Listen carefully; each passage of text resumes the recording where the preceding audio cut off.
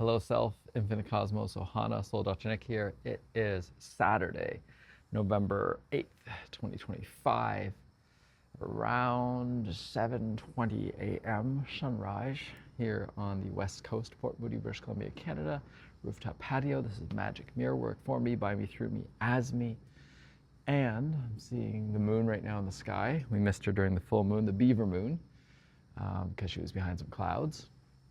I'm reminding myself that this is for me, by me, through me, as me, and not trying to do it for someone else. And it's practice, because at some point I will be doing more, probably live streams and other things, because it's having the confidence, having the wherewithal to speak live and to notice the interactions, what's going on, because there's so much being learned about Bitcoin, about medicine, about the worlds beyond worlds, the other dimensions.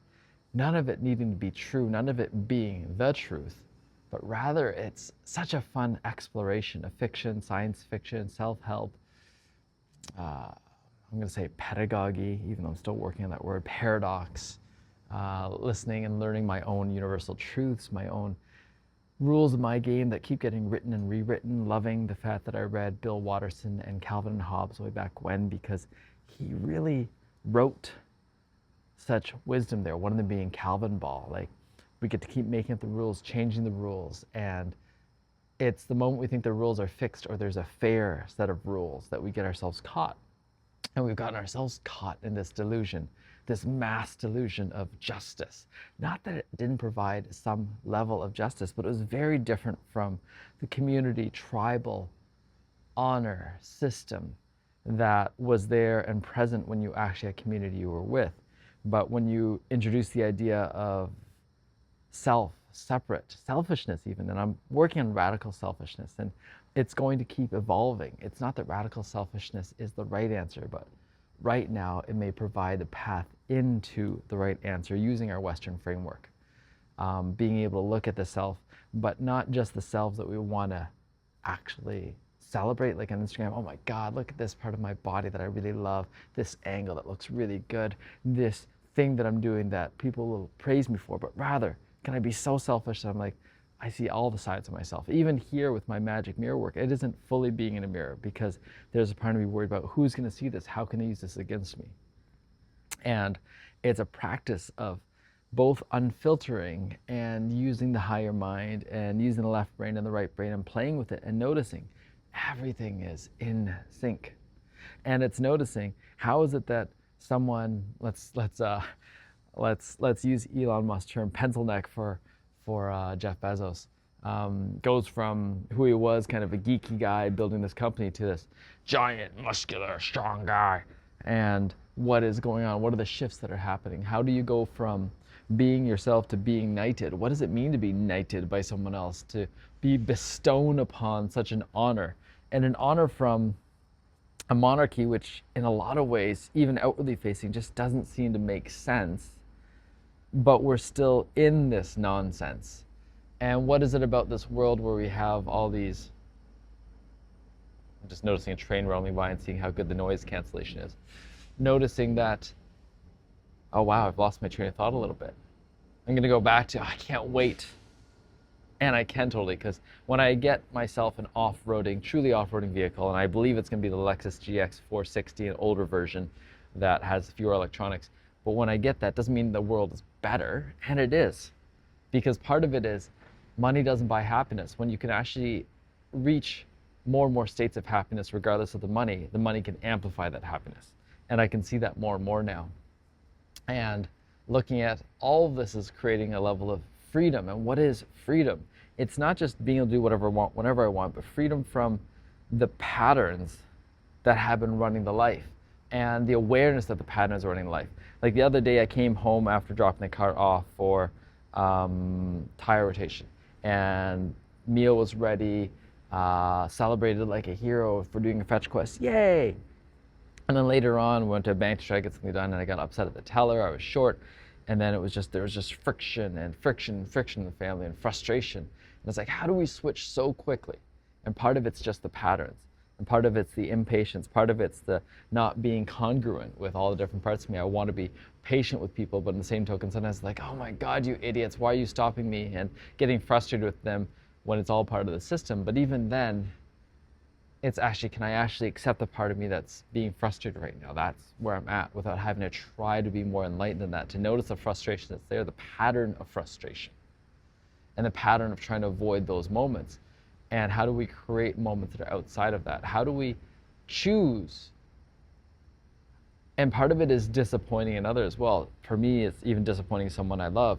It's disappointing when I went to get the car serviced. Part of it was me being willing to disappoint. They're like, oh yeah, mounting and balancing tires, you should get an alignment as well. I'm like, wait, we just bought this car from you guys. Like, this is essentially like a new car. We've had someone look at it. These tires are essentially new. The rims are essentially new. Yes, I got a little scuff on one of them. Cool. But I know it's not functionally damaged. And yet the alignment costs just as much as the mounting and balancing. No, thank you. And I did like how they put it. Client postpones this. And I'm like, all right, I'm okay with that. And then getting the car washed and vacuumed, great. And noticing for myself next time, make sure the seats are cleared or the floor is clear so they can vacuum it quickly. Because if stuff is there, they're not going to vacuum it. And it makes sense that they don't, because they don't want to disturb things. So this is my rant and ramble going off in all different directions, not trying to make sense, because someone has really wanted to watch this, they will. And then yesterday as well, I got canceled on, I'm going to say it this way, canceled on for my integration, but it was perfect because then I got to talk to my parents about my birth story, about my younger years, and actually hear about some of these things that I actually hadn't heard before, or remembered hearing before at least, from a perspective that is from my folks, so I can hear what their perspective is, not making it the perspective, but their perspective. And so when I was born, it was the time of, even in a natural birth, you would still get an IV for the mom, you'd still take the child to the nursery with other babies, and just noticing all these aspects, not right or wrong, but just noticing, being able to more clearly see my story, and allowing that to help me with the awareness of the patterns that are already there, the awareness of temperature changes, the awareness of bright lights, the awareness of separation, the awareness of fears, the awareness of pressures, the awareness of stress, the awareness of judgment of others, and being blamed for something.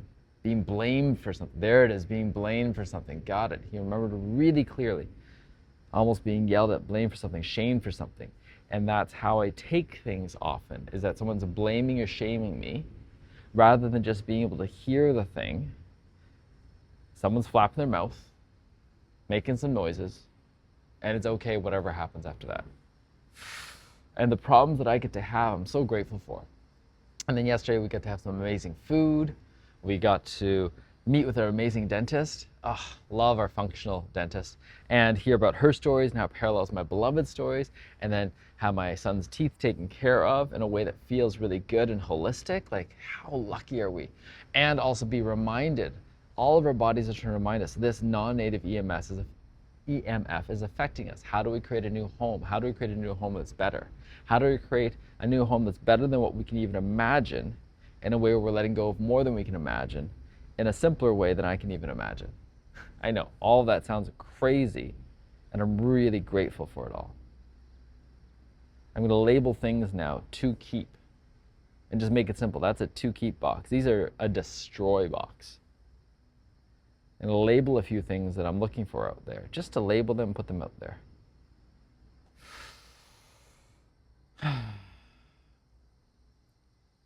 Not to make it right, not to make it wrong, just to get a few clues. Just to get a few clues. Okay, what else is there? What else is there? List of the things that we're looking for. Got it. So I'm going to help sell things, help declutter, help downsize, help bookkeep. And you've got to want and love to want to do these things. If you do, it's going to be easy. If you don't, then you're trying to do something. I'm trying to force function too many things. Reply and respond to the people reaching out for bespoke things. Reach out to people that I want to reach out to. So that's part of the work this morning. And notice the fatigue.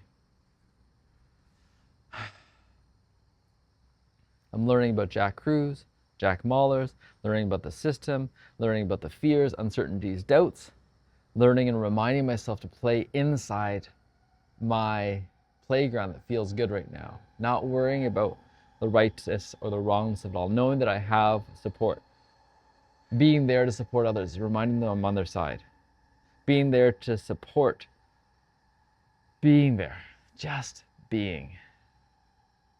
Just being. And breathing. And taking it really good, really slow, really easy, really fast, really smooth. Being with the sunshine.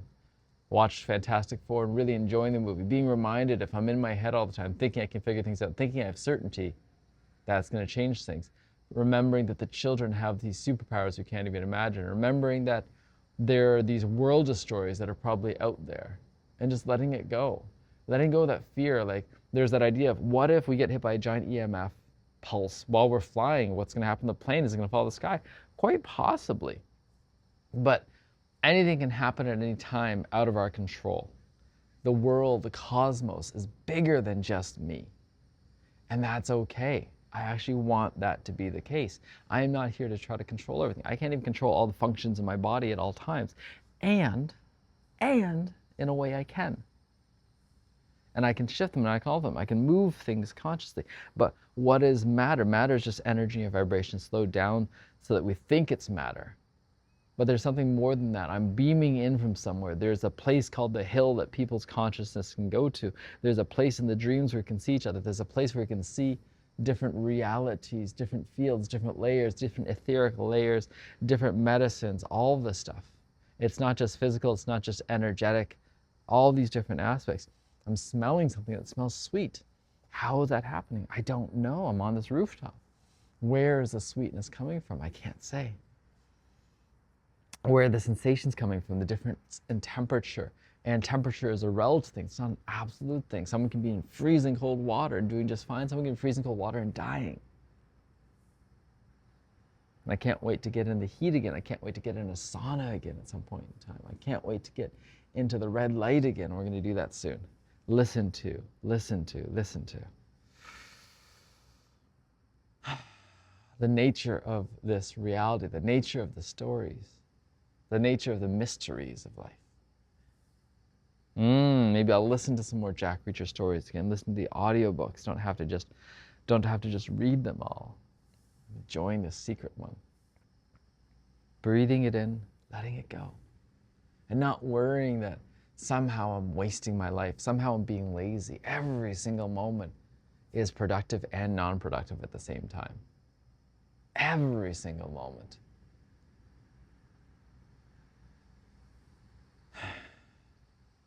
Thank you for the dedication of so many people in writing the books and curating knowledge and looking and diving deeper. Thank you for the curiosity. Thank you for the questions. Thank you to Bob. Thank you to Drunvalo.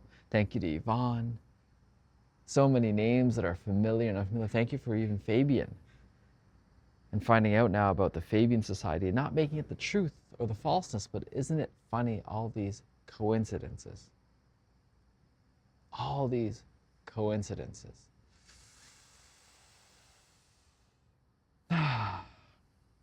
All these budgets, all these identifications, all these IDs, all these credentials, all these continuing educational aspects. And how do we create a system where it makes sense on the surface? We need to have these continuing educational aspects, but we make it and turn it into a system that now they're just playing the game rather than actually playing the learning. Playing the game instead of playing the learning.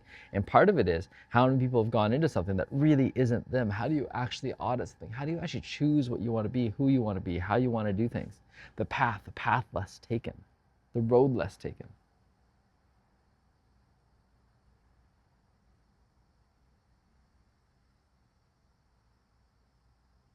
And just recognizing what feels good.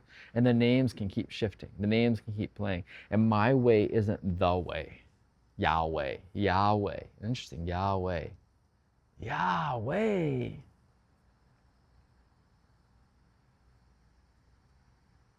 That depends. Yeah. Okay. All right. Leave a message for our friends. Ciao for now.